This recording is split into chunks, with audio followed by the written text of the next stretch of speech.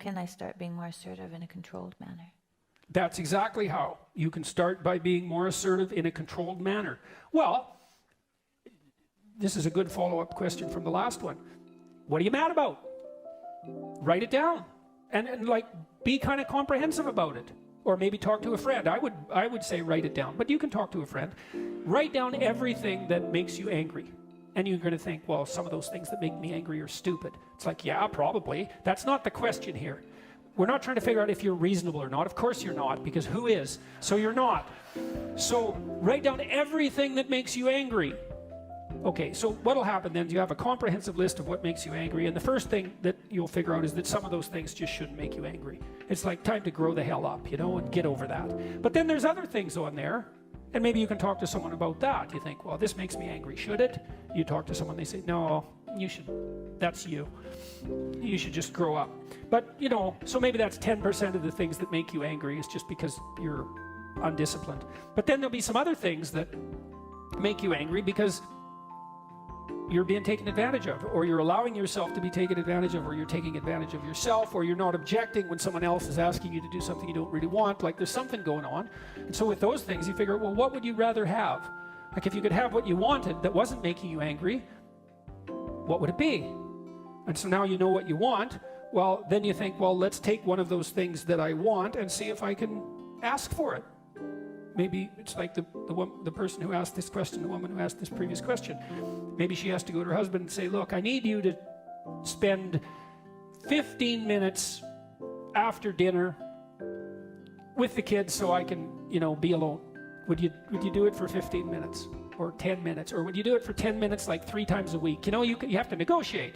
What's the other person willing to do? You need to know what you want and need, and then you need to communicate it to them, and then you need to negotiate a solution.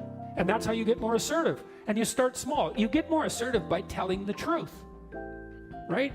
That's how. It's like, I'm irritated and annoyed that this isn't happening, and here's something that you could conceivably offer me, and this is what I'm willing to do in return, and could we see if that works? And what's the benefit to them is, well, you're not miserable and passive-aggressive then, you know? It's like, it's not like your partner isn't going to gain from your increment in assertiveness.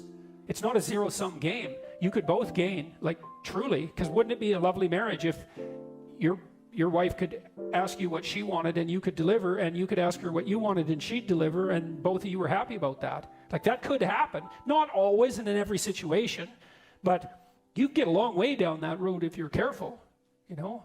So tell the truth about what you're angry about, but also tell the truth to yourself about what you want. And then start with little negotiations in that direction, and you'll get better and better at it.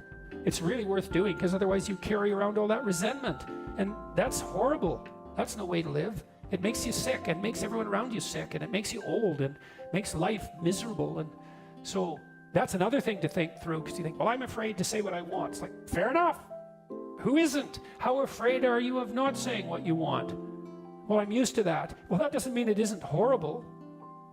You're just not accounting that as a risk, and you should. There is the risk of saying what you need, but there's the risk of not saying what you need. And if you have to pick between those two risks, man, pick saying. So then at least you have a chance, and so does your partner. So, you know, lots of marriages, you see this with people. The one person is deeply unhappy and angry, and the other person really has no idea why. Now, they may have, you know, done what they could to remain blind to the problem, but often they just don't, the other person just has never told them, you know, here's what's wrong and here's what I want. They expect them to know or something, and people just don't. They're just not that bright. You know, maybe you want your partner to say they love you, you know, now and then, whenever that is. And so then you think, okay, how often? How often? Every day? Well, that'll get a little old. Well, once a week. Okay, once a week. How about Monday? I know you think that's funny, you know, but maybe if you got it right, someone would tell you they loved you once a week for the rest of your life. And mean it. And maybe that would be better than not having it at all. If someone does something good, stupidly, and badly, then you say thank you. Because maybe they'll do it again. And maybe if they do it 20 times and you keep saying thank you carefully, they'll get confident at it, and then they'll get good at it. And then that might take like a year. And then you've got 40 years where it's happening and they're expert at it. And like, more power to you. So, yeah. That's a good place to stop.